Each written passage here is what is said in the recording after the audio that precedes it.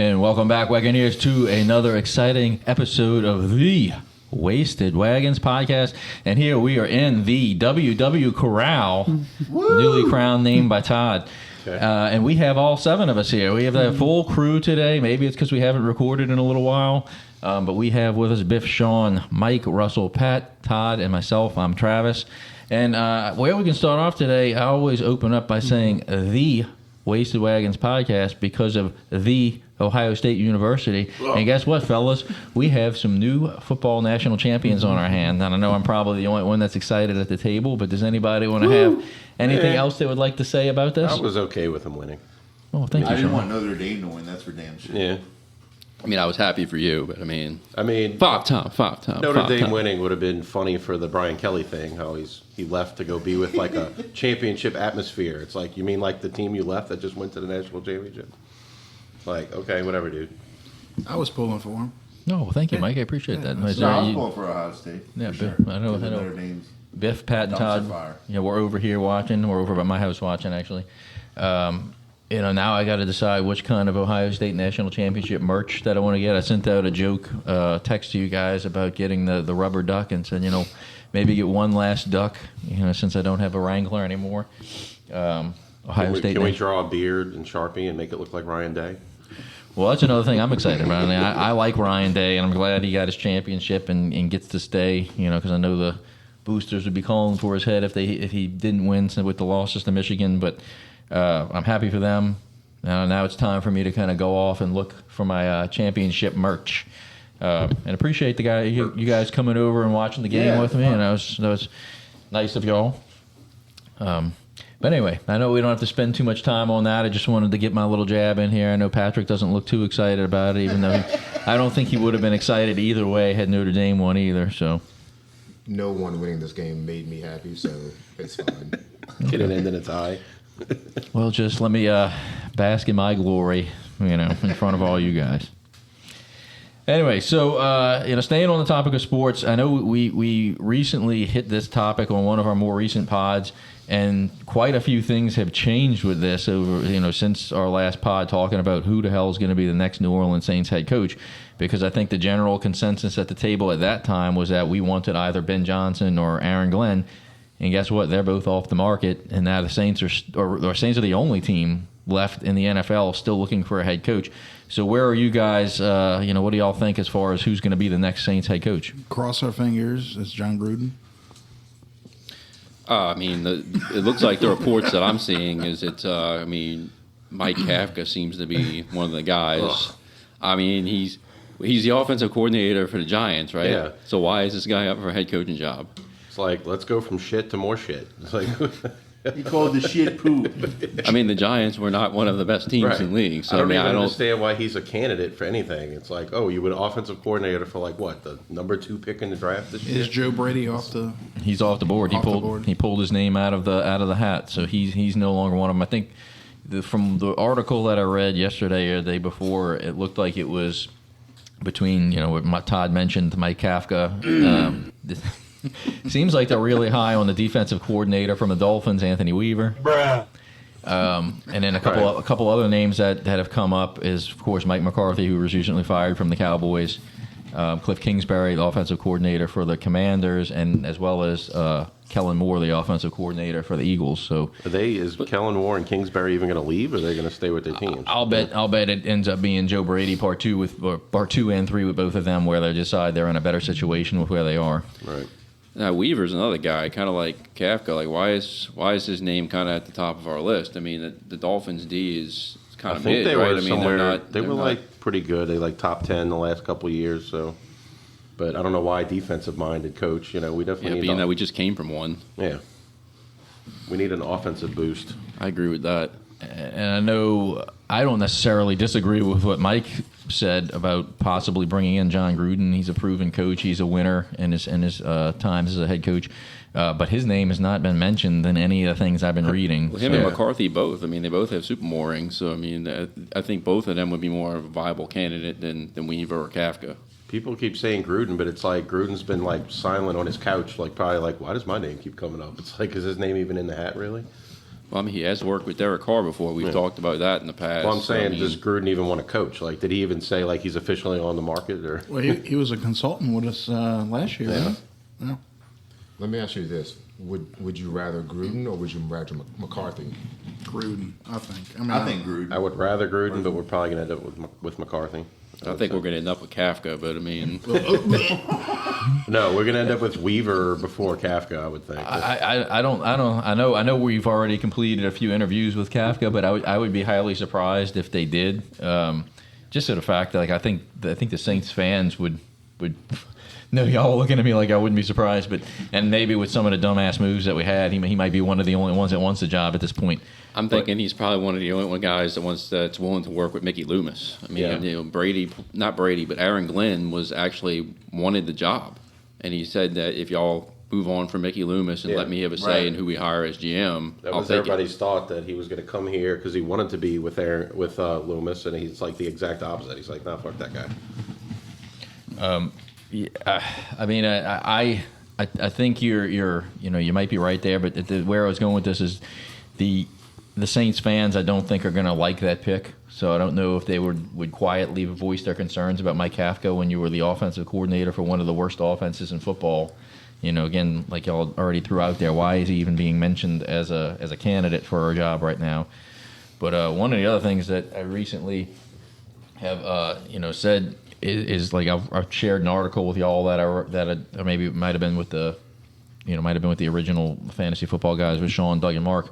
But we are in a $56 million over the cap situation, and the next closest team to us is like 20-something million lower than us. So it's like Mickey Loomis. Like when I read that article, I was sitting there like, how the hell does this guy have a job? Like, how is he not on the chopping block? Like, why does he have a say in who our next head coach is going to be? Like, this is just nuts to me that that's why coaches don't want to be here. They're looking at our cap situation. They're looking at the talent on our roster, and they're saying, in Joe Brady's situation, he's like, no, you know what? I'm in a better situation with the Bills right now. Why would I want to put myself through this when I could get fired in a year or two? Right. That's exactly it. You know the GM situation. He is just etched into the family. He's not going anywhere unless he takes a different role in the organization, in the company, maybe to be a consultant or per se. But unless something catastrophic happens, he's going to be the GM. I was joking, but not joking. I think that there's legit word on the street that he is in the will. Like the team's going to be left to him when Gale passes on. I don't know how accurate it is. There is stuff that I've heard that he is grandfathered or into this family through Tom and his passing and things like that. Right. So I think he's going to be here as long as he wants to be here, unless like something catastrophic happens. And then it's like the cap situation that he put us in. Mm-hmm. That's a massive, massive problem. I mean, if he gets fired, he's going to release the Benson sex tape. I'm telling you. He videoed her and Tom before he passed. You heard it here first. wow, I thought you were going to say something like him and Gale. Threw Tom in the mix. You're welcome for that image. Yeah. Tom with his umbrella. Are you saying he used it as a sex toy? The Benson Boogie was just not a dance on the field. There's your episode title. There you go. An umbrella butt plug. Very interesting. Is that anything like a butt plug full of salsa? Something like that, except it's got an umbrella on top. Chips and salsa. Did they serve that at Ponchos? Raise the flag. Raise the umbrella. Raise the umbrella. All right, so I mean, none of our opinions have really changed as much, and I think we're all kind of left in the dark. And I read something about this earlier, where it was basically saying that maybe waiting for a head coach and being the only team without one isn't necessarily a bad thing right now. Kind of weighing out all the options and really trying to figure out who the best is for us. But like I said, good candidates are kind of getting fewer and further between the longer we wait as well. Yeah, I feel like if you're waiting this long to find a head coach, you better make an absolute banger hire if you're going to wait this long to get a head coach. So hopefully they have something in the works and they're just trying to finalize some details. But to wait this long and be the last team, you better make a hit with your choice. So I mean, honestly, a good positive way to look at it is that there's only 32 head coaching jobs.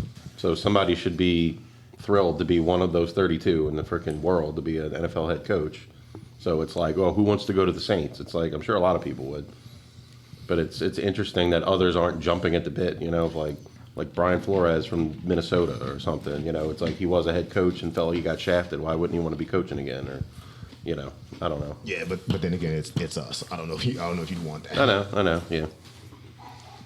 For a first time head coach, I'd say yes. But for someone that's been through the fire already and knows what the job entails and what it's like, maybe he does like, maybe he could wait a year and there's another coach that might come available, a spot that can available. Maybe like the Colts might come available. They were showing stats like our history with coaches that are rookie head coaches are better off than if we pick up like Mike Ditka or Hank Stram, like coaches that were already big, had a good time in the NFL first, like McCarthy, like saying the track record is that he wouldn't be a good coach for us.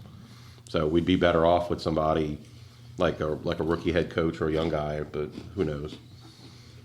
I mean, I think it'll still come down to if it's a young rookie coach, it'll still come down to the staff that he puts around him. And let's say you keep Rizzi because he was great with the special teams, and you bring in a veteran defensive coordinator that maybe has head coaching experience before that can help your new rookie head coach. That wouldn't be bad.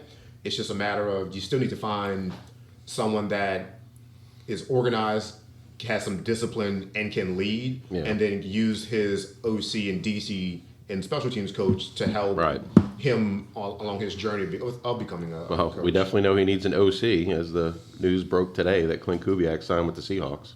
Really? Y'all all knew that, huh? Yeah, Clint Kubiak's now the Seahawks OC. Coobs, pubes. That's about not as crazy as Pete Carroll going to Oakland shit for Vegas, whatever the hell they are now. It's like, I thought Pete Carroll was retired. Isn't he like 80 years old? What the hell? Something like that. I think he will be the oldest head coach in the league. Like I think in history, that's what they said. He's like 77 or something like that. And he signed a 3-year deal because he'll probably be dead in 3 years. They should bring Tell us how you really feel. Back. Yeah. What is this 5-year plan? Don't die.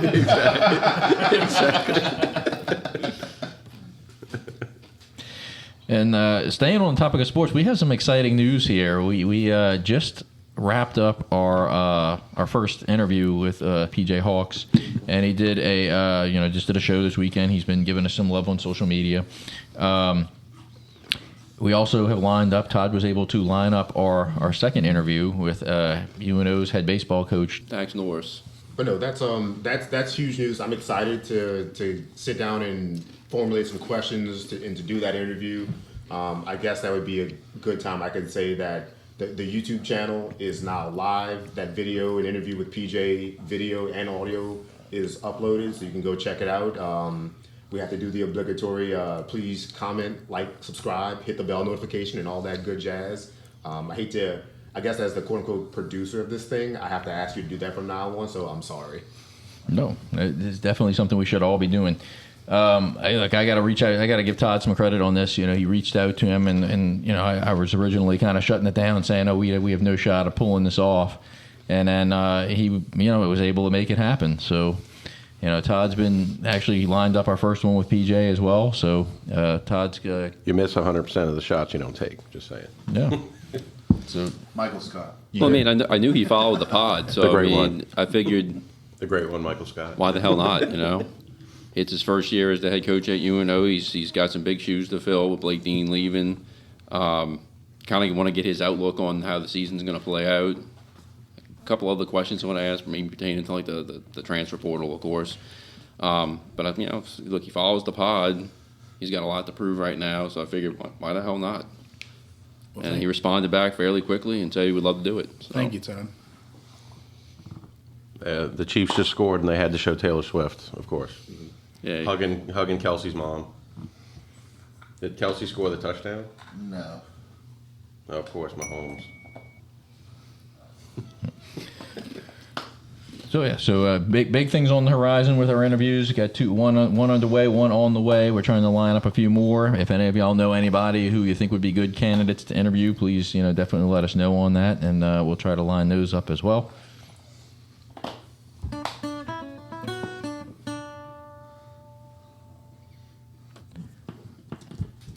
Yeah, so I wrote down something on this list, still kind of pertaining to sports, that it was weird because I was eating dinner Friday night at Walk-Ons, one of our usual spots. Which is lovely. It was lovely. And then I get an ESPN notification, notification from ESPN basically saying that the Pirates had offered a kid with a really, really rare Paul Skeens card 30 years worth of Pirate season tickets for the card. So at first, when I saw that article, I was like, I mean, shit, I would take that. 30 years of free season tickets. Like if it was the Saints offering that shit to me, I would take it for a card. But then I read the article. This kid lives in California, so it's like, why? What would make the Pirates think that this kid's gonna sell this really rare card for Before you even Pittsburgh said Pirates season California, I tickets? thought, can I just have a bunch of money? Yeah. Yeah, so I it's also like, thought, doesn't the kid have a rare disease? so it's like, I mean, So like he would die. so at first, so initially, Terminal cancer. Here's a lifetime supply of tickets. it's like in perpetuity for the rest of your life. That was their plan because they know lifetime was going to Sorry, be the too next year and a soon. half. Just for the record, that was not me who said that. Is that true? That's what I thought the whole time you were saying lifetime, like 30 years. I'm like, dude, the dude's got a terminal, whatever. does the kid really? That's what you said. That's what Rare you said. disease. Didn't you say rare disease? Oh, rare card. Maybe No, I it's a rare misunderstood. Paul. Okay. No, it was a really Maybe rare I Paul gotta Skeens put the card. headphones on. Excuse me. It's a really rare Paul Skeens card that's worth like a shit ton of money. No, wait. Paul Skeens has the rare disease. No. It's gotta be your bull. Right? Yeah. It's gotta be your card with the rotary It rooter. has to be your bull. So, anyways, I don't know. I mean, what are your guys' opinion on that? I mean, if say you lived in the city Sell the season tickets. and you had this that's a good idea actually. If you would, Yeah. because I'm sure that's worth Yeah. a I mean, shit ton like- of money in and of itself. But could you make more money off of selling season tickets or just selling the card straight up? Like my thought process. I Would be can't. I can't imagine a card's worth that much though. Because season tickets. Skeens is I don't gonna know. be primed to be a great, all-time great. I don't know. I know this was a one of one card, and I'm sure he could get. I'm sure he could get a lot of money just based upon that one card. But I do, maybe if he had the 30 years of season tickets and was able to sell them every year, I'd imagine he would eventually make more money with that. I feel like the end game goal is just to make money for himself, to set himself up for the future, whichever way that pans out. Yeah. I mean, shit, I would definitely trade a card for something like that. So to be clear, the kid does not have a rare disease. He has a rare card. If I'm not a so rare happy. disease. I'm so happy for this. Man. No, so what would you guys do with the card if y'all had it? Just curious. I'd sell it. I'd sell it easy. Yeah, I'd sell it. Try to get as much money as I could. I would sell it like some ritzy And then- auction where like billionaires go and some like MLB collectors, like just. Hasn't he already said that he's going to do that in some form of auction? I don't know, dude. I mean, I'm assuming that's going to be his plan. I don't know if he came out and said that. But look at it from. Survives. I mean, if you look at it from the angle of what Biff mentioned earlier, though, selling the season tickets. I mean, Yeah, that's a good. That is a good idea. because you have that for 30 years, to where even if you don't get the full price of what they're worth, you're getting them for free anyway. Right. So, or for trading the card. So you're eventually I gonna. mean, that sounds like a 30-year contract. He gets like, does he have to work? He makes like $50,000 a year off of selling season tickets. What if they sell the team in 30 years? What if the Pirates cease to exist? I would hope not. I would hope the Pirates are still around in 30 years. I mean, Well, I think the Pirates are doing pretty well right now with Skeens. Skeens. Skeens has really rejuvenated their team as far as fan base. Oh yeah. A lot of All the the decisions mustaches. going to be based off of if there's any legal thing in the offer that they gave him that he can't sell the tickets. Right, That's the first thing you need to find out. If they are will block him from selling the tickets. If they do that and he can sell them, then sure, absolutely, I would sell them. There is no team that I could think of. Well, in my age, I'd be 70 something. I don't want to watch 30 years of season tickets. So. Who's gonna buy that? Like a 20-something? Like He's got a 30-year plan. I mean, if you could pass it along down to your kids, like Mike, if you got that, you could keep them and give them to your kids. That would be fine. Not if I lived in California. I'm saying like if you got offered 30 years of Saints tickets, Well, yeah, but I live here. right? I'm saying Absolutely, yeah. But so if they offered you 30 years of Saints season tickets for, let's say, a rare car that you had, would you keep the tickets and transfer them to your children as they get older, and let's say something happens to you, or would you just sell the tickets outright then? I think that's the bigger question is, do kids get involved, or do you have kids you want to pass them down to like your family? Or do you depend on, or could it depend on the money? This is like the lottery thing where you take the cash now kind of thing. If you would have asked me when the Saints were doing good, I'd probably be like, oh shit, I'll keep the tickets. Now, would you negotiate on the type of seats you get? I mean, because what happens if they offer you like nosebleed seats for this card? Shit on that. Section 687 or something.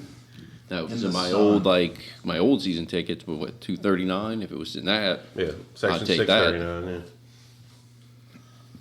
Are they sweet tickets? It's all rigged anyway, so it don't really matter. You're talking about baseball too, or did you mind just shift to? No, Professional sports. Football. We're watching one of the rigged games now. All I can say is if the Chiefs win this game, I'm rooting hard for the Eagles. I did have my Eagles jersey on 2 weeks ago when they beat the Packers. Was it 2 weeks ago? Last week? I don't remember. I think I would root for the Eagles, maybe no matter what, who wins this game. No. Maybe. That's right. The Eagles played the Rams last week. I already forgot about that game. Okay, fine. I'd like Buffalo to get one, but There you go. And he gets a touchdown. There you go. Hey! Hey. Patrick's positivity just Thank you, resulted Pat. in a first 10. First team All-Pro, Mac Hollins. Oh, wait. it also doesn't matter Max who wins time the Super hacks. Bowl to me, in theory. I don't know. Barefoot Max with the catch. Barefoot Mac. Shout out to Max Time Hacks.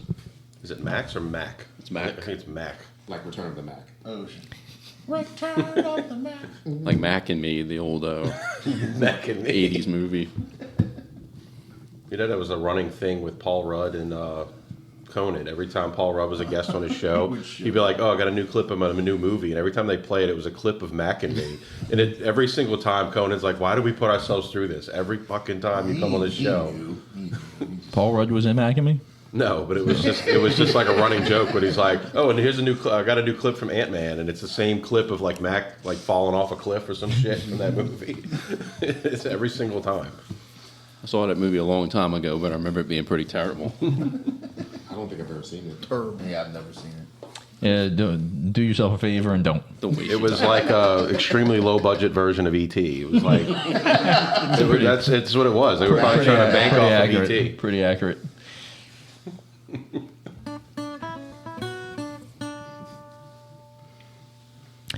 All right, continuing on with sports here. In the last a few episodes ago, Todd and I picked a soccer team, and I think Mike kind of felt left out on this, so he said that he would like to pick a soccer team of his own. So does anybody want to start? Mike's going to go last here. Does anybody want to go around the table, and you can pick up to 3 guesses here that you think Mike might have gone with, and if you want to give some rationale on it, you definitely can. So whoever would like to lead us in, I know, Pat, you're the biggest soccer fan here, so let's see what you have to say. Okay. Knowing Mike and based off of his prior hockey pick, I feel like this is going to be a somewhat of a troll pick, but also maybe a little bit not, but mostly a troll pick. So I'm going to limit my 2 choices to just 2 teams. Inter Miami or Real Madrid. He's going to pick one of them. I think if he picks the one I think, I'm going to choke him. If he picks the other team, I'm just going to be like, whatever, you're done. Okay. So no other rationale? It's Mike. That's my rationale. I got 4 picks on here. Jesus. I think I'm going to narrow it down to my top one. No, go ahead and say that one last. name all 4. We got time. Well, I'm going to say all 4, but like, okay, my first one is what Al Nasser, however you say that, and that Anal Master. Anal Master, Al Nasser, is that how you say it? Al Nazar. Al Nazar. Okay. Almanaster and that is the current team that Cristiano Ronaldo plays for. So that would be a guess because I mean, he's one of the best soccer players, most notable soccer players, and Mike very handsome man. Mike has probably spoke of his handsomeness before on here. So What a dish, huh? Very, very. What a dish. I bet you he wears Got a nice briefs. build. he's not ashamed to wear those briefs. How do you say that again? Al Nazar? Yeah. All right, Al Nazar. That's not my top pick though.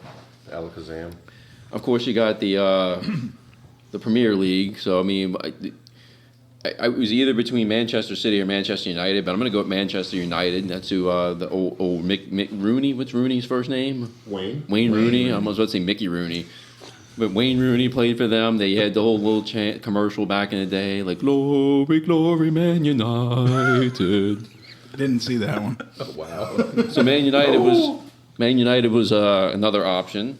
Of course, Inter Miami would be another one because it's MLS though, right? So I mean, maybe not.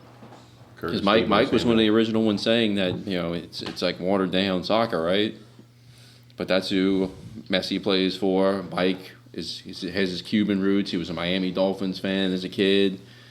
So that to me that pick makes a lot of sense. But I'm still gonna go with Real Madrid as my top choice. Because I mean they're one of the most popular teams. They got a lot of big names on it. They got Mbappe, who's one of the best players in the world right now. Their merch is easy to find. Absolutely, you could probably easily watch them on TV. Easily find their merch in stores. They play a preseason tour in the U.S. every year, so they would be easy to go watch in person. So yeah, I think I'm going to go with Real Madrid as my top pick. Biff, do you have any guesses here? I'm going to say Real Madrid Okay. because he's going to try and stick it to Patrick. Yeah. Just like The biggest rivals, the Barcelona. Just like he did with the Golden Knights against my Avalanche. I'm going to say y'all have done more research than he has. Then more research than Mike has? Y'all's explanation of who he's going to pick is a lot I deeper than his just own did this, right? explanation. All right. Well, Sean, do you have any guesses? Russell, you have any guesses? No, I agree with y'all. Yeah, I agreed as well. I definitely was going to go with a control type pick, so same as y'all. Okay, so what kind of across the board? So I'm going to get mine real quick. It's not too far off from what y'all have already said. Although I'm going to throw my number 3 option here out as kind of like the, I guess the catalyst here, the one that's going to be the wrench into the mix. I think Mike's going to choose a team based upon either a popular Hispanic player or someone in the top league of Spain. So my number 3 pick is going to actually be: is he going to join forces with Patrick and choose Barcelona as his team? Fuck no. So my number 3 choice here is going to be Barcelona. My number 2, staying in that same division, much matching the rest of y'all here, is going to be Real Madrid. And much for what Todd said here, there's a lot of big names on the team. He may just want to be the guy that's going to be the enemy of Patrick, much like what he did with that Golden Knights pick for hockey. So I think number 2 would be Real Madrid. And I was actually sold on Real for a long time until he came over here and had pictures of his kids wearing Messi clothes. So I think my number 1 pick is going to be Todd's number 2, and that's going to be Inter Miami of the MLS, because Mike is going to be on the Messi train watching soccer. So that's my pick. Mike, one more question before you make your pick or reveal your pick to us. Is it a club team, or did you go off the rails a bit and pick a country? Or can you not say? It's a club. Okay. It's a club. Okay. All right. So I was waiting for what are you talking about? I'm pretty disappointed with Sean saying that I didn't do any research. I really did. So let me start off by saying all in jest, Mike. All in jest. So let me start off by saying that I didn't know anything about soccer, and I had to pick obviously a soccer team, and what I had to go by was like what Patrick just mentioned. When I was a kid, like the FIFA, you watch Brazil and Argentina and Alemania, which is Germany. Those are one of my favorite, That was impressive. Episode title. One of my favorite. Alemania. Yeah. Alemania. How do you spell that? One of my favorite things Like it sounds. growing up, specifically the World Cup in 1994. I used to watch it when I was a little boy with my uncle. He passed away a few years ago, but I used to go to Miami and we used to watch the soccer at his house. And the year that I went there happened to be '94. They had the World Cup. We were all into it growing up. So yeah. But no, I picked a club team. I didn't pick a country. So I kind of went. I went down and I was like, all right, let me see what the cool logos are. Let me see what the standings are. You know, et cetera, et cetera. I can already feel my blood pressure rising. So The standings. So you're Hey, saying yo. you picked the top in the league? the coolest logo has to probably go to the Bundesliga, Eintracht Frankfurt. That was actually who Patrick thought Todd was going to pick. Yep. That's the coolest logo I think out of any team. I really liked it, the logo. If it was just for the logo, I would pick them, but I didn't. The coolest logo in the La Liga La Liga. has to be Villarreal. I think that has the coolest logo. Todd would argue that because he picked Real Sociedad. Yeah, I thought Travis would pick that one due to the crown with his kings and If y'all wanted to see, I mean that's the That's decent looking. decent looking, and you know that's the other one. If y'all didn't know, Yeah. okay. Yeah. SS. Anyway, so coolest logo in the La Liga would be Villarreal. All right, so the best standings, obviously. No. You cannot do this, Mike. You can't. No, let him do it. Let him do it. Let him do it. I looked at all kind of things, right?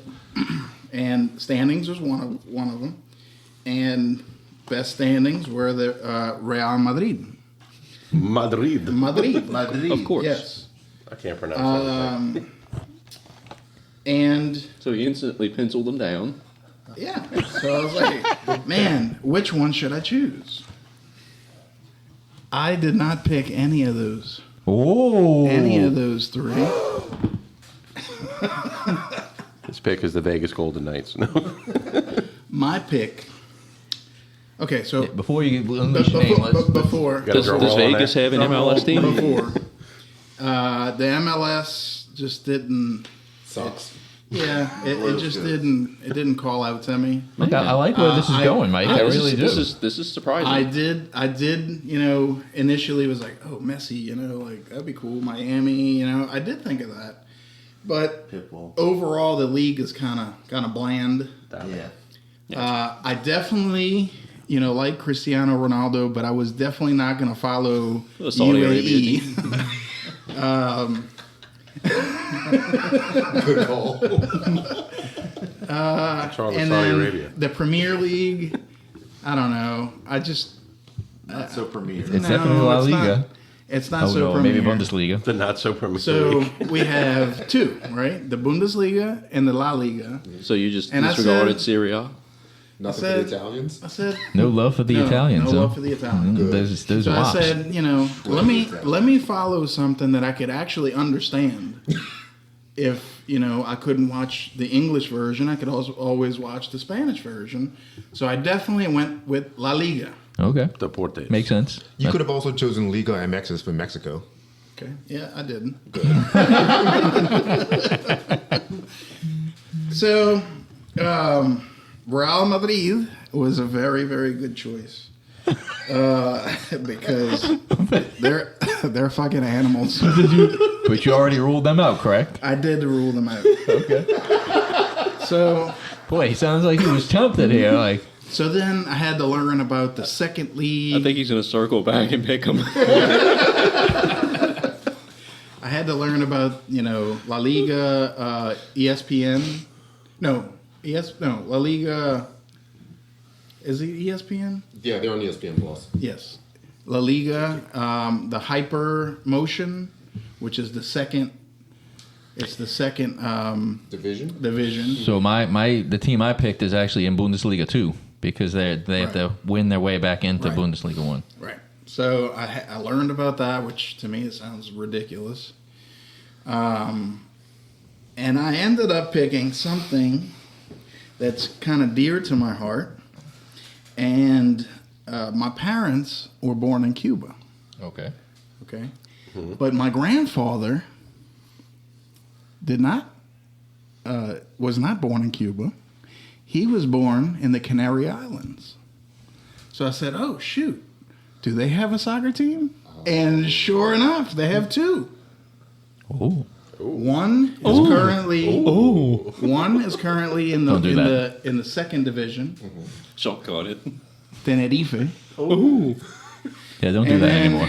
the La Liga, the top tier is it's called Unión Deportiva Las Palmas. Like the wonderful Mexican. In restaurant English, manager. please. I don't speak Spanish. In English, please. It's that's Las Palmas is the name of the team. UD Las Palmas. That's a fancy crown. There it is. Yeah. Logo, yeah. UD Las Palmas. No, they almost got the similar, almost to the Real Sociedad. They Kind of have- like Todd said for me. They have a big crown on it. They have a really cool logo. It really is. The merch though is like almost impossible to get. You And check if- eBay? And if you find something, Oh, look, I'll start sending you stuff if I can find it. the shipping is like ridiculous. So I ended up picking that. The primary home colors is yellow top, blue shorts. The away colors is opposite, and then the third colors is really cool. It's like a tealish, like mint green almost. Very cool colors. They're ranked well. When I 14th. they're 14th. When I wrote this, they were 13th. So they're kind of mid to lower. They're not high at all, and they actually are in danger of going into the second league, the second division. Sorry, The Segunda. the Segunda División. Noteworthy players: Sandro Ramirez. He's he's 29 years old. He's a little older. He made a name for himself. Handsome specimen. He is very handsome actually. So, is this the guy's jersey you would be thinking about purchasing? This is what he looks like. Oh, okay. Oh. If I could, it would either be him or they picked up this Portuguese player, which apparently they gonna go into overtime. borrow players from other teams. They do a loan system. Loan system. So they loaned out this player Fabio Silva from a Fabio. Portuguese soccer player. I've heard of that name. He's young and he's very handsome as well. Handsome. I mean, he's not Ronaldo, but No, he's not. he's not Ronaldo in a pair of briefs. No, he's not. So I was able to watch a couple games. I watched the one where they played Getafe, and they lost 2-1. Gaddafi? No. And they actually played Real Madrid, and they lost very badly. Mike, Travis is looking up a jersey right now, and there's one with like multicolors on it, and it's pretty badass. That looks legit. Okay, I like that. Very nice. I want to see Mike in that. So I'm going to send you this here link. This is actually the site I ordered a jersey from. It's called UK Soccer Shop. You might want to look at the measurements on it because I know their sizing might be a little different. But they have they have sales very frequently. So this one's actually on sale for $37.99, which is probably a little bit more expensive in U.S. dollars. But I actually ordered a jersey from here. It hasn't come in yet, but I like that. they get a lot of stuff. So I'll send you this link. It's They're, UK, so it's in pounds, right? Not, Yeah. not euros. Similar. Their home colors is like the bright yellow. I like the bright yellow. Their mascot is a canary, and they call him Pio Pio. A Tweety Bear. Okay. Beer? Pio Pio. Yeah. That sounds like from That's something. interesting. Wasn't that from a movie or something? The hell's P.O.P.O.? That sounds like something. Padre Pio. He looks pretty cool. They've been around for a really long time, but they've had to work their way up from the second league, and they'll be in the top tier for a while and then move down. So my team that I choose to follow is going to be Las Palmas. They are in La Liga. The time that I'm not able to follow them, say they move down to the second tier, then possibly I will pick something else. No, if they move down to the second tier, you just got to find a way to follow them. How do you do that? So look, I'm following a Bundesliga 2 team, and a lot of their games do come on ESPN Plus. Oh, they still do? Yes. Okay. And then Or you can just watch every game from livetv.sx. Oh, we love you livetv.sx. If We'll work on the listening- buffering issue, though. okay. If you're I listening didn't know live that. TV, It's basically like a piracy site. Totally legal too. Legal. Really legal. So, Patrick, since you're probably the only one that knows about soccer here, can you tell us about relegation? Yeah, I think I explained it when Todd and Travis were doing their picks. Basically, the bottom 3 teams get sent down. The top 3 teams will get promoted. So like the bottom 18, 19, 20 go down. 1, 2, and 3 from the top division will go up.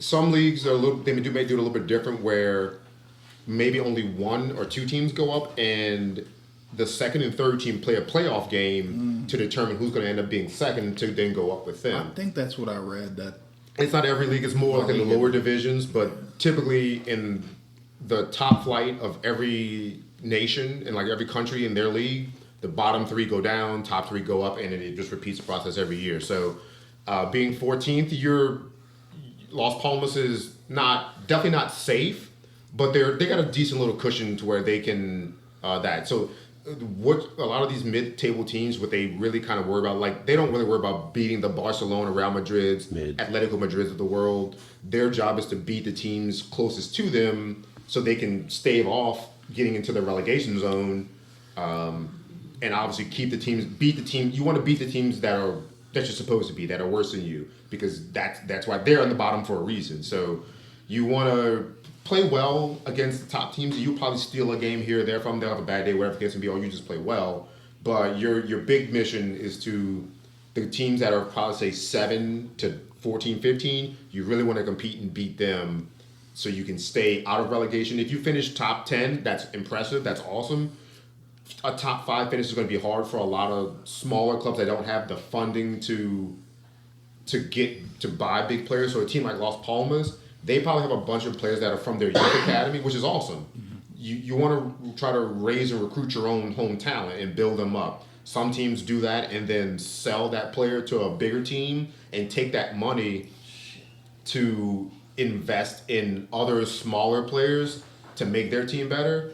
So yeah, the cool thing about having a team in that area where Las Palmas is, the games mean so much more to you, or they will mean more, because you're fighting for your life basically, and the monetary difference between being in the top flight versus being like in the Segunda is substantial for a team. Like if the TV money you get is a huge thing. So not only is it relevant from a status standpoint to be in the Premier League, you get a lot more revenue and money by being in the Premier League. You get the TV rights sharing package is bigger, so there's more prize money to win. So cool. I love the pick. It's a really cool club that I don't think a person I know dislikes. I don't hear anything bad about them ever, really. They're scrappy. You're watching some of the games, like the Spanish league plays a very attacking football. Even like the mid-bottom tier teams play an attacking type of football, so it's attractive to watch. So you'll enjoy the games. They might get clubbed and beat by Real or the Barcelonas every now and then, but I've seen them beat those teams before. So it'll be a fun experience for you. Cool. Your team is trying to stave off relegation, so they will be fighting for every game, every win, and every point they can get. So their games will be very intense. So one thing you said as far as like the players getting dropped down and moved up, you said it was the top 3 get moved up, the bottom 3 get moved down. Is that correct? Mm-hmm. So with Travis's team, the FC Cologne, I think they're in first place right now, right? Yes. Yeah, they're in the top 3. So even if they don't win, but they finish in the top 3, they can move back up to Bundesliga 1. Bundesliga 1. Yes. They'll go up to the top flight in the Bundesliga. It's just So there's only a few leagues at some point where there's only maybe one team or 2 teams that go up. But yes, in all the major leagues, the bottom 3 teams go down, and you see it a lot, especially like the Premier League teams, like let's say a Southampton or a Sunderland. They'll go down, be there for a year, and come right back up. And the big challenge for them is not winning the league. That's not really ever going to happen. You're not going to have a team like Leicester City that is a 5,000 to 1 odd win, not only finish top 3, 5, but win the whole league. But just a few years before that happened, they were in the 2nd division of Premier League soccer, came up to the 1st division, and then bam, they won the whole thing. It's rare. But it can happen. It could, yeah. But it's all about just how the big teams play, how you play against them. But the big thing is you want to get promoted to the top flight of your league and stay there. The longer you're there, the more money you get, and the more money you can start spending on better players to make your team better, to hopefully lift you up. Well, like in the Premier League, like Tottenham, like used to blow. They still suck. I know, but they're Tottenham better. Hotspur. Yeah, they used to be absolute like dog shit bottom Right, of the table but all the they're time. better. Yeah, they're a lot better, and like And they're Chelsea, on the other hand, who I used to like. they used to be the same way before the Russian owner bought them and started spending and piping in money to them. They were a bottom And mid-level. Man City, like years ago, was trash. Same thing. And they then, were trash so until it's the investor the got in. Saudis, the Fly Emirates got in there.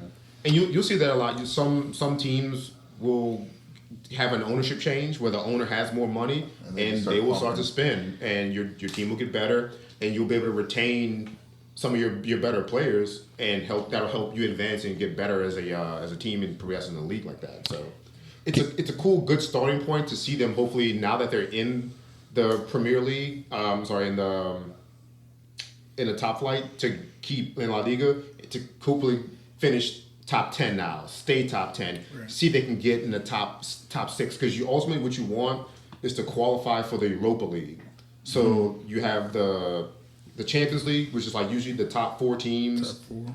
Yeah, from each country's league, they get automatic qualification for it. Usually top 3, sometimes the 4th team have to count out. But anyway, the teams that don't make the Champions League go to the Europa League. So like I think both Todd and Travis's teams are in Europa competitions. So it's like a secondary tournament for like the other teams. So, but you win that, you get an automatic bid to come back next year. So if you finish top 6 or 7, I think you can qualify for the Europa League. What is the Copa del Rey? The Copa del Rey it's like an in-season tournament. So during the year, and it's some, I would say it's unfair, but like a lot of times, like the teams from the La Liga will play the 2nd and 3rd division teams, but they all get lumped together. Like maybe let's say it's 40 teams. They're all put together. They draw chips to see who plays who, and then it's like a single elimination tournament that you play In the middle of the season. Yeah, so like you'll have some games where like your team is off from the league, but they have a Copa del Rey game. Okay.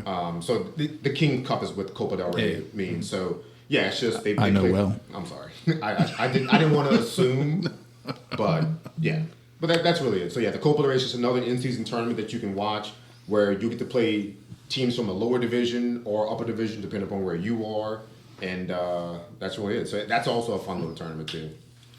Well, ladies and gentlemen, my team officially. Let me just say before we move on from this entirely, like I'm very happy with this pick. Like I'm ecstatic for you. I mean, you, much like your hockey pick, you threw us all off, but this in a better direction than you threw us off with the hockey pick. You know, we didn't want you to take the Knights. You ended up taking the Knights. We all guessed around the Knights, and we were all wrong. This time we were all wrong, but in a good way, because I actually really like this pick, and I would love to see you start buying some of the merch. I'd love to see you give us updates on how your team's doing. We can all do the same thing with ours. Yeah, Russell, how you doing with your West Ham? How are they doing? You know, I was supposed to go out this morning to watch some soccer, and I stayed out too late last night, as per usual. So I did not get to fit this morning. Not the first time he's done this. So, but I know you've mentioned West Ham on here. Would you say that that's kind of your team, or?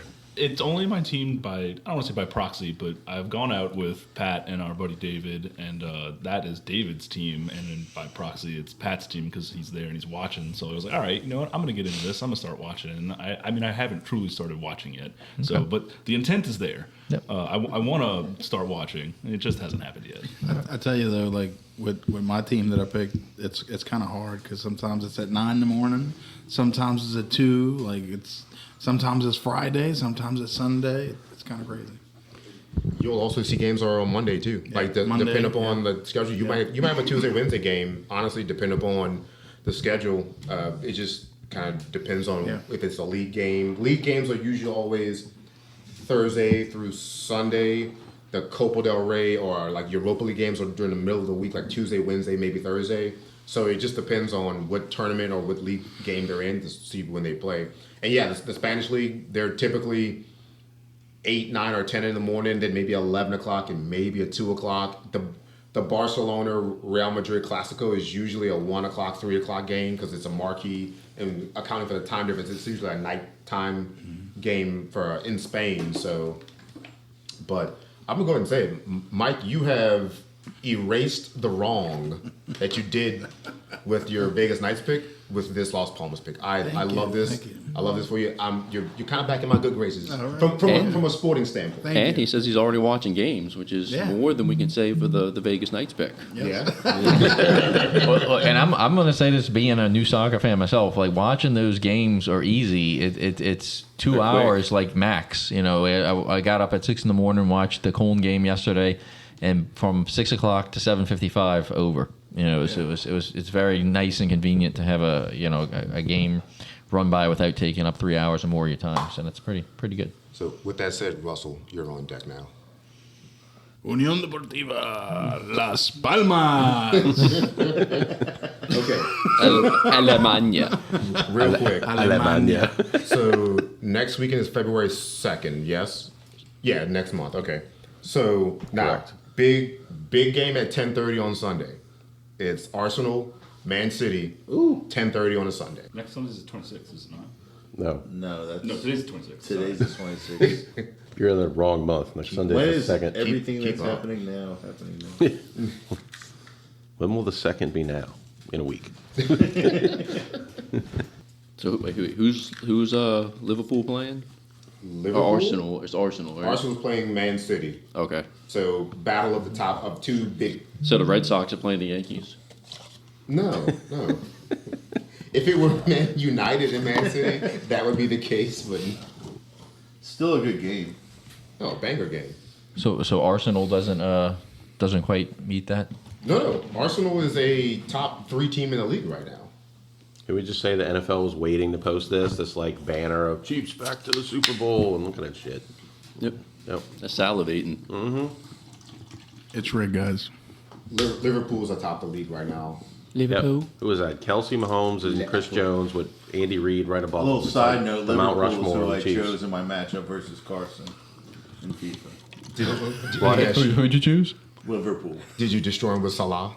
I just destroyed it. Carson played with Roma. All my forwards. You beat up on a I child. felt bad, but I didn't because he was kind of talking shit. Did you do the Chappelle Show skit where like he's been in the hospital with the kid playing the basketball game? He's like, "Pick up your sticks, Billy. Pick up your sticks," and he's just working the kid. Nah, he was a good loser. I mean, like he took it well. But he was Camden was running his mouth the whole time. He was like, let me play. Like, you don't even know how to switch players. That's what Camden does best.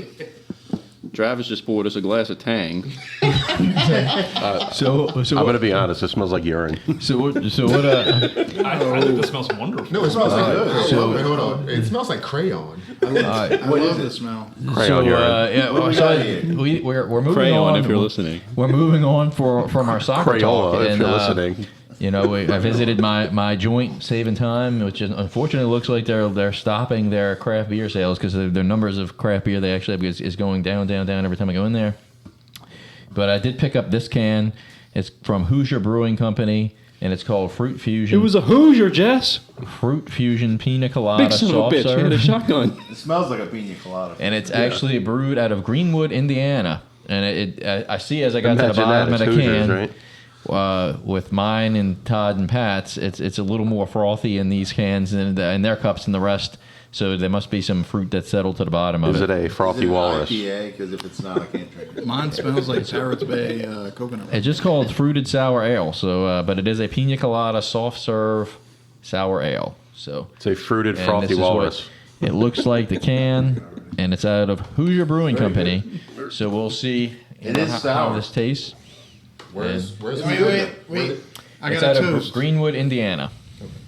Here is to the rapper, also known as DJ Unk. He That's recently right. passed away. He made some big hits back in our day.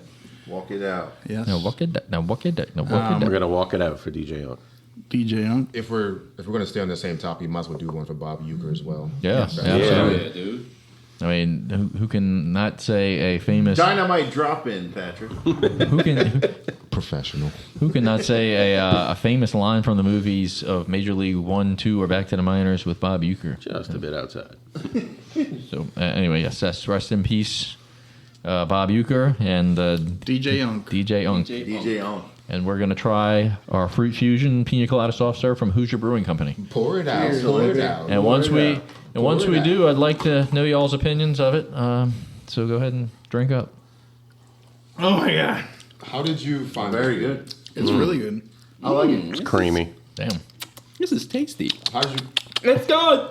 How did you find Kind this? of like a Dole Whip. So I Yes, that's what it tastes like a pineapple Dole Whip. Like a pineapple Dole Whip. So I like to go into Saving Time, which is a craft beer store / gas station on Jefferson Highway. Was. Well, yeah, it kind of was. Craft beer store / gas station. I do like to just kind of scout the aisles and just try some new things, and that one kind of popped out and said, you know what, I don't really like sours, but it sounds like something good that we could all try on the pod, and it sounds like it's a hit. It is nice that this sour beer. Fantastic. The sour beer is taking the sour taste out of my mouth of watching the Chiefs win another game against the Bills to go to the Super Bowl. Yes, while Mike was giving us his reasoning on why he picked Las Palmas, unfortunately the Kansas City Chiefs defeated the Buffalo Bills and will now be playing the Eagles in the Super Bowl. Go Birds. And what's just like the fourth one in a row for the Chiefs. I mean, it's It's getting ridiculous. getting old, NFL. Sorry. The Wasted Wagons are not a fan. Nope. I'm gonna go ahead and give this beer. 10 out of 10. What's that a That's, five, that's right? not the scale. That's not Not how the this scale, Mike. It's out of 5 hearts. The It's out of heart 5 scale. hearts. Okay. HARTS. What if it's 9 out of 10 hearts? 4.5 hearts. 1.5. It's really good. It's very good. Yeah, I I want to buy a 6-pack now. I'm gonna give it 4.9, man. I mean, this tastes like a pineapple Dole Whip with alcohol in it. It's phenomenal. I feel like I could crush like more than one. Oh, A lot yeah. of times the Easy. flavored beers, you'll just drink like one. Probably and one of be my done. favorite beers I now. could I do a think couple of these. I think I could crush a 4-pack of this in one night. Absolutely. Russell's all about crushing it. And So, yeah. generally, I know that Pat and I are probably the two biggest sour haters at the table, where everybody else here generally kind of likes sours. But I gotta agree, it's a pretty darn good one. It's not very sour at all, and I think that's the best part. It yeah. doesn't have a huge sour taste to it. But yeah, I you know what, Todd, I'll meet you at 4.8 hearts. all right. So we got a 4.9 and a 4.8 out of 5 here for the. That's God. Yeah. Super good. terrific God. I'd give it a 4.5. I don't know if I'd drink more than one, but yeah, it's good. You're not gonna crush it like Russ. No, I'm not as good as crushing like Russell. That would be good, like great pre-draft pool party. Yes. Like in the sun a In little the bit. sun, hot. Yeah, I just Yeah. wanted something a little bit refreshing and tasty. That would be that. And That'd I'd be it. I was absolutely thinking like during kickball season, drinking that. Oh yeah. Fruited. same, yeah. Sounds like a definite plan for next draft. Then we have to look for I some. think it You went didn't- up. you didn't mention the it went up butterfly on on my the list. can. Where did you say it's from, Beautiful though? butterfly. It's in Hoosier. It's Greenwood, Indiana. Greenwood, It's called Indiana. Hoosier Brewing Company. Who's your He's a brewing Hoosier, Jess.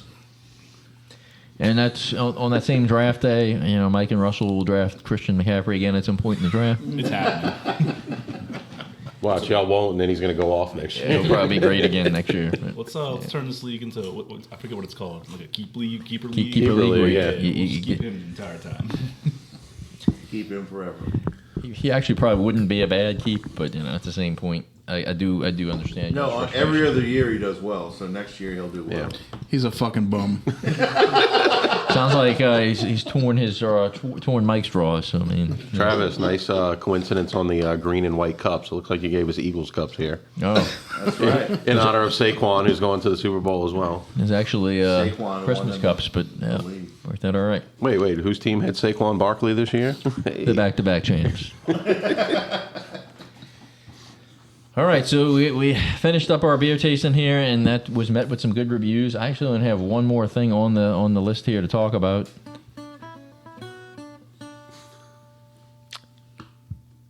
And that one last thing to talk about is the Fan Expo or the New Orleans Comic Con, if we would like to call it that. At least that's what we know it by. I know 3 of us at the table attended. I just kind of want to get some opinions on it as far as what we thought, what were our big takeaways from this year's Fan Expo.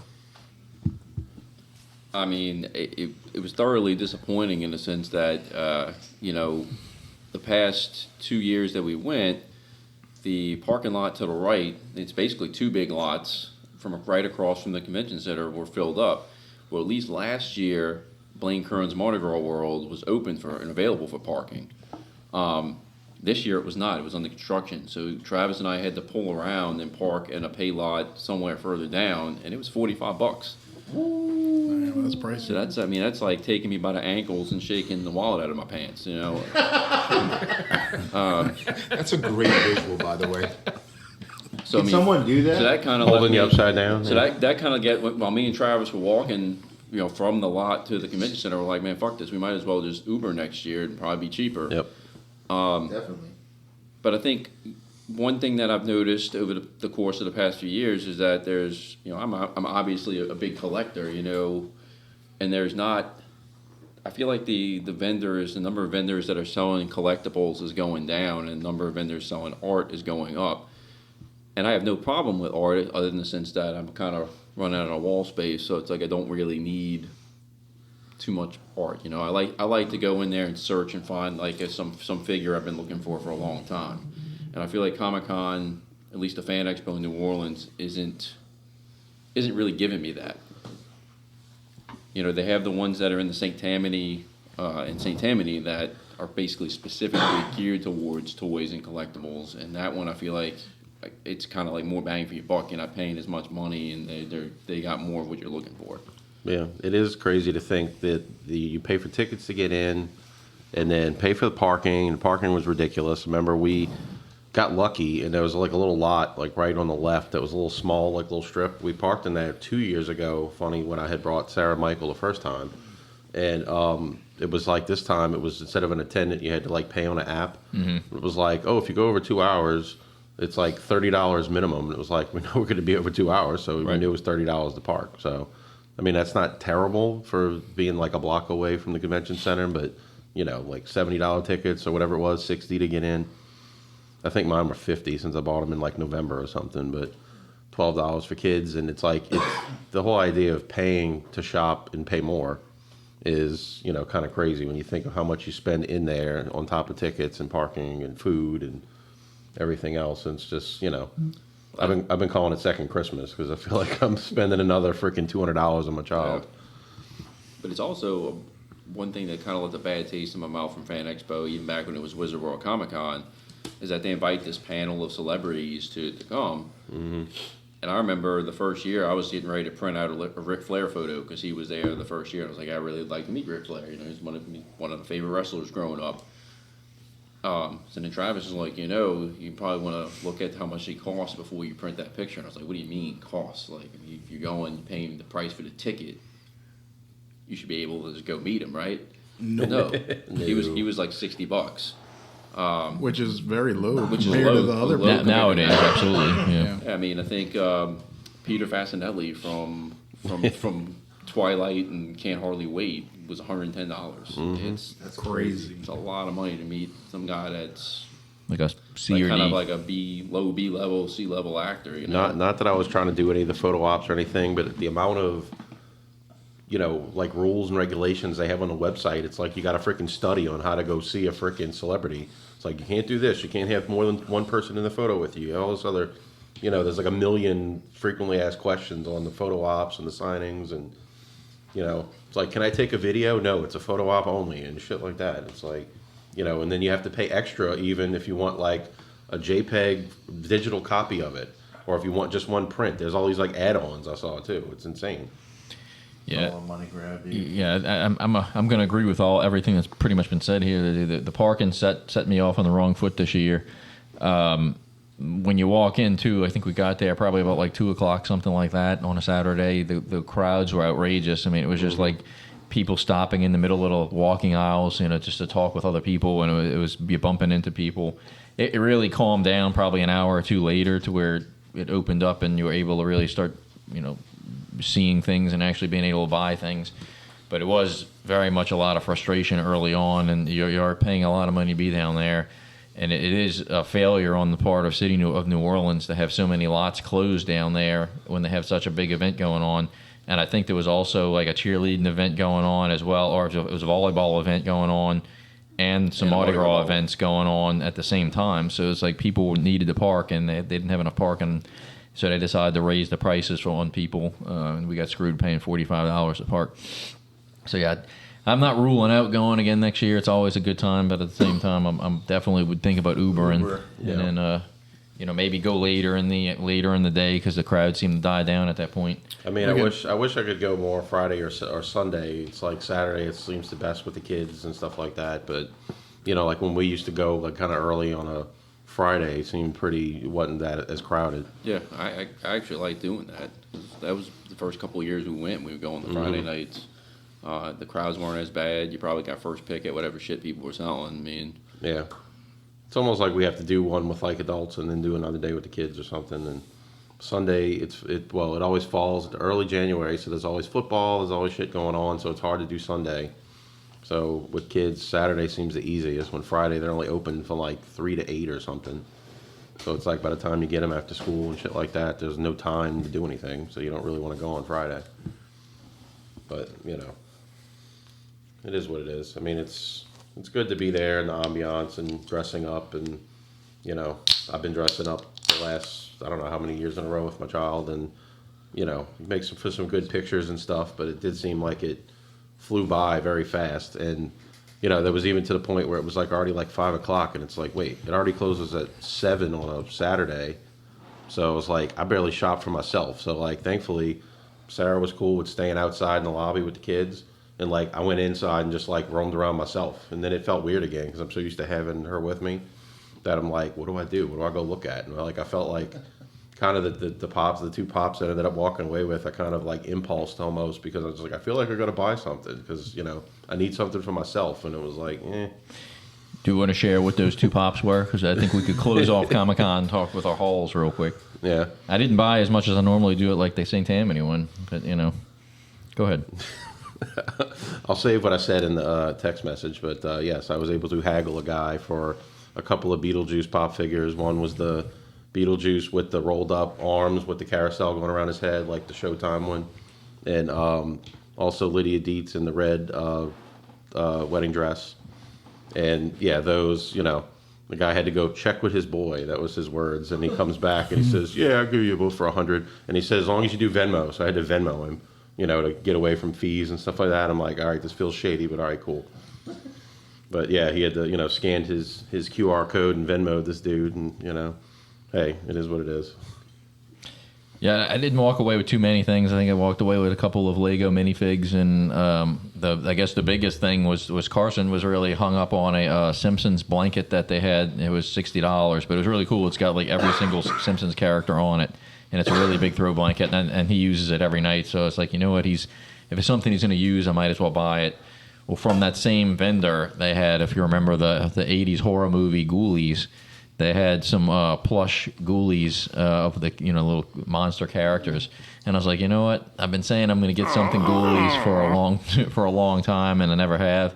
So while I was buying this blanket, this guy was selling it. So I was like, you know what? I'm going to go ahead and get that. So spent about $100 at one place, just that's something that was you. Just on just on 2 items. Spent about $100 at that place, but other than that, like some Lego minifigures, and that's about it. It was a good looking ghoulie. Yeah. It's pretty fun with the kids when it's like, you kind of know, but then you still don't like to be hit in the face with like, they see something they want and like, well, I want one of those, whatever. She got like, my daughter wanted this like sleeveless hooded blanket looking thing. It was looked like a cat. It had cat ears and little paws and shit. And it was like, but then you can't put your arms through it. She's like, oh no, of course, like somebody wears them on TikTok or something. She has to have one. And I asked the lady, she's like, oh, for $45. I'm like, God damn it. It's like, of course, it's not going to be like, 20 or 30 or something. No, 45. That was actually not bad considering some stuff. Like you could get a plush that's like no bigger than a basketball and be like $45. So, it depends on the vendor and all that. Yep, that's another thing. The prices seem to have gone up big time too. I mean, all I got was a couple minifigs. So I lined them up over there. I think I had a Venom, a Rorschach, and a... What's the other one I got? Fuck it, I don't know. But I also got a really good book that I'm almost done with on cryptids. That I got to meet the author. The author was selling them. He signed it. Really cool guy. It was funny though that the I didn't even realize, my child pointed it out, like talking about the price to meet celebrities and stuff. Did y'all walk by that corner that had the two like former Power Rangers? Yeah, I saw that. And she was like pointing at the pictures of them. Like, she didn't even know what Power Rangers were, and it's like she could put two and two together. It's like, is that a famous person? I was like, somewhat. I was like, that's why he's sitting here and just letting you walk up and just randomly talk to him, because nobody really knows who they are. Power Rangers were a big deal back in the day, though. Yeah. They were. Huge. And I explained that to her. I was like, you see those costumes? That was like a show in the 90s. That they were superheroes. Were they charging people, or were they just kind of letting do meet and I greets? think just little random meet and greets. Oh, that's kind of cool. There's a guy that was the Black Ranger, and I think another one. They both had Power Ranger stuff behind their heads. I mean, I remember the Black Ranger guy. I recognized a little bit, from his like short stint in the 90s. Couldn't tell you his name. But Yeah, if I would have known they were free, I might have partaken in that just to do it, because Or everything maybe else not. there is so damn expensive. did y'all walk by the animals? Like those kids holding Yes. little Oh, yeah. pigs and stuff? Yeah, because Grayson's obsessed with wanting a baby pig, so she wasn't with me. So I took a picture of the little pin where you can actually, it was like $15, I think, to hold the pig. Well, I have to invite y'all to the sent farm it to in her. Folsom, Sarah's cousin's farm, because we asked the lady, how much is it to hold a pig? Oh, $15. I was like, okay, we go to the farm in Folsom and it's free. Free, right? Included in the cost. We do that at least twice a year when we go to that farm, and yeah, they got all kinds of animals. Well, I think when I sent Grayson the picture of it, her response was, "You are poo." Is that just because you weren't going to buy it for her?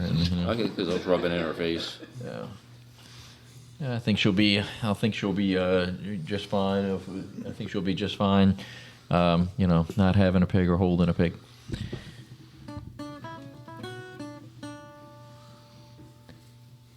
All right, so close out this episode of the Wasted Wagons podcast.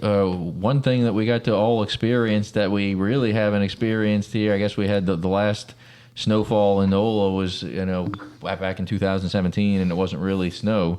This was actually the most snow I've seen in my life, 40 years of existence. So who wants to share some of their Sneauxmageddon stories in New Orleans? Schnola. I got off of work for a week. So I did not get off of work. I had to go in on Tuesday, and I'll keep it short. But Oh, wow. I unfortunately had to go in. The morning wasn't too bad getting in, but around lunch, around 11:30, they started like, "Oh, I think we made a mistake. We need to send people home." So I had to try to figure out how to get back home. I ended up riding back to a buddy's house who lived in Lakeview in his work truck, and then I had my dad come pick me up in his big old truck that's a 4-wheel drive. Yeah. Much better than having my little 4-door sedan low to the ground car. And that was an experience, driving 10 to 15 miles an hour the entire way home to my house out from Tulane Avenue. Yeah. Other than that, it was great. So how many more days were you off after that? I just had to work from home, so I have complete ability to work from home. Everything that I do is just on the computer, essentially. I just sit at a desk. So I worked every day, even that Friday. I actually went in to retrieve my car on Friday, and I worked in the office on Friday. Okay. I mean, as far as like building a snowman goes, I mean, we did that. It was much better the second day. The first day, I mean, you got to find like the wet ice to kind of build it, and it was kind of tough. The kids, both Grayson and Jessica were the ones really trying to build it, and I was just kind of standing around like shoveling the ice and bringing it over to them, like the wet ice. But they didn't get it very high. And the second day, they actually built a better one because they had more. The ice was melting, I guess, a little bit, and they were able to actually mold it. It was just like way more compactable the next day. But it was also, I mean, digging in the ice, your hands are freezing, so they were kind of giving up before they can get it really high anyway. And I think the other thing is the one thing that bothered me is you had to constantly, throw on all these clothes to go out in it. And my kids are like, "Yeah, let's go back out in it." And I'm like, let's not. You can see it from the window. Yeah, I didn't do much. I stayed in. I wasn't feeling well, but it was cool watching it come down. I've never seen that much snow in my life, so it was definitely pretty cool. I got a cool picture of my dog staring at it like he was just looking at like, what the hell is this? Like, I've never seen this in my lifetime. And speaking of dogs, so I have a husky, and my husky was tearing it up outside. Like, he was jumping and running around. Like, he was having, the time of his life. It was amazing watching that. Yeah, one of the things that, kind of like what Todd said, the kids wanted to keep going in and out of the house, taking off the clothes, putting them back on. And, my whole thing was like, they slept kind of late, and I didn't realize how bad the snow was going to get. So I'm like going to wake them up, and I was like, look, it's snowing outside. And it's like, we're in New Orleans. You don't know how long the snow is actually going to last. So you might want to get outside and enjoy it. And well, lo and behold, it went all the way to like 6 or 7 at night. But I had to keep reminding. I'm like, I haven't seen this much snow since in my lifetime, and I'm 40 years old. So y'all need to go get outside and enjoy this as much as you can. Right. And they again kept going in, out, in, out, in, out. Got tired of it quick, and then we go back outside. So was y'all's routine every time you came in, you had to throw all your shit in the dryer and dry off things because everything was getting soaked? I got a mother-in-law that lives at home with me who washes clothes the moment they pretty much leave your body, so she was in charge of that. Sitting down with Druss and Travis. But yeah, pretty much every time they took your clothes off, my mother-in-law would go throw them in the dryer, put them back out. When they would dry, they would be ready to go back out pretty much. Like Russell, I had to work.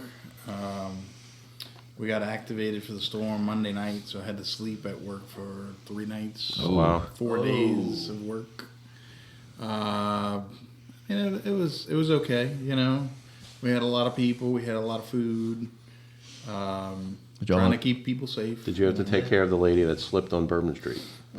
Or No, wasn't not on Bourbon. It was Canal Street. No, not on Canal. That was on live TV on Fox. They were like, they were standing on some balcony, like, I think some lady fell down behind us and she's not getting up. We did search for a guy that supposedly fell in the lake, but we couldn't find him. So he's dead. Sucks to be that guy. He has a rare condition where he's not coming back. It's like, yeah, we couldn't find him. Yeah. But no, it was okay. I mean, it was better than like a hurricane activation, I gotta say. Oh, yeah. Definitely better. There's no devastation, nothing like that. But yeah. It was weird having power throughout the whole thing, just like for Francine, the hurricane. It's just like it seems, You expect to lose it. right, you expect it to be more catastrophic, or it's kind of weird. I think everybody went through the stages of, holy shit, it's snowing when you wake up, to, wow, it's really snowing. And then late afternoon, you're like, okay, you can stop now. This is getting a little out of hand. It was like when it's a foot of snow and people's, Yeah, and you start worrying about like roof damage and stuff like that with the snow sitting on your roof, Yeah, I had a big old thing drooping off the side. It looked like a freaking white trash bag hanging off the side of my house, as big as that thing was. I'm like, is that going to rip my gutter off, or is it going to break my fence when it falls, or...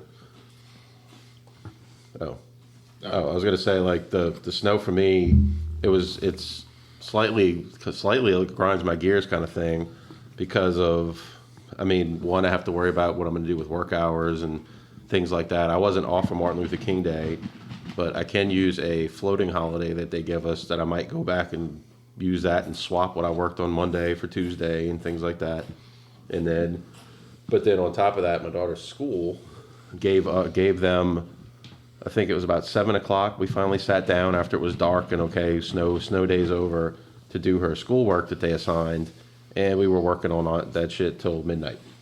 It took probably 5 hours to do about 4 hours of work. Every subject had like, watch this video, then answer these questions, or do this 15-question quiz in math, and it was like, I couldn't believe how much schoolwork they sent home.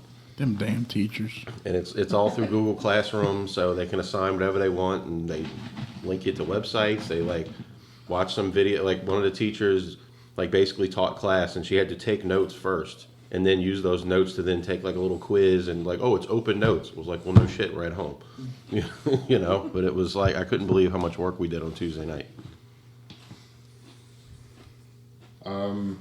I pretty much barricaded myself in my office for 2 days. I did a few hours here and there of work via email, just trying to write credit requests, returns, and things like that. But honestly, I needed some time to just organize my office, get the closets, and get some stuff done. So I went out maybe once to look at the snow, mess around like that, kick it, whatever. Went back inside. Kick it. Yeah, like I'd like boom, fresh snow. Cool. Go kick some kid's snowman down and then run back inside. Yeah, but I really just organized like a bunch of ice chests. I took all my wine that I had in boxes and on the floor, put it in bigger boxes, better boxes, moved it into the closet, got a table cleared off so I can get that and donate it. I worked on stuff for the podcast. I edited the video for the PJ Hawks interview, posted all of our audio on YouTube, and kind of just really, I'd say cleaned up my life and got more organized. Hey, just now. from like laundry, just stuff like that. I needed a day like that or 2 days like that to just get a reset. So I have nothing to do to just like, hey, I let me get this all done because work gets in the way, sports gets in the way, whatever. You are comes a up. professional athlete. Allegedly. I mean, I do have a championship to show for. Oh. Thank you, Russell. What championship is that? The National Kickball 365 Championship that I had. Thank you very much. You know. What about the local leagues? I said national. That's more important. Do the 69ers have something? Shut your mouth. Anywho, yeah. So that's all I did. Anywho. I just kind of organized, cleaned up, got my life situated, and that was really, and just worked on stuff for the pod and the YouTube channel. So yeah. Look, a lot of the stuff here in the WWE Corral was donated by Patrick. Yeah, I got some really good pieces here. My favorite is still that ice machine one though. That's just a badass piece, Pat. I figured I'd go ahead and put the Funko sodas in there to make it look like an actual refrigerator. Well done, Todd.